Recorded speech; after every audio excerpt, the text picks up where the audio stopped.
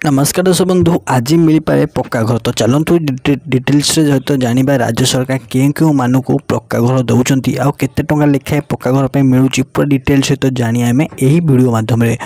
चलते डे नक वीडियो को स्टार्ट करने पूर्व मुझे कही रखी कि जदि आपने चैनल को नुआ आसछंती निश्चित भाव में ये चैनल को गोटे लाइक गोटे शेयर गोटे सब्सक्राइब निश्चित भाव में कही रखु तो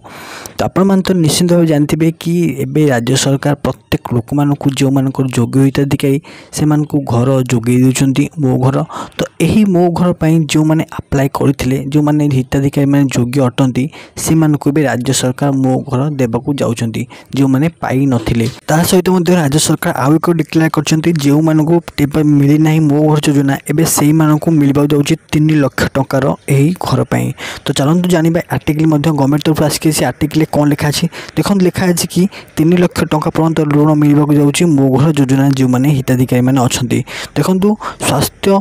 3 लाख पर्यंत और 60,000 पर्यंत सहायता राशि प्रदान कर जो मैंने मो घर योजना अंतर्भुक्त हो ना तो चलते आज वीडियो आपको किपर लगे कमेंट निश्चय रोचे जय जगन्नाथ।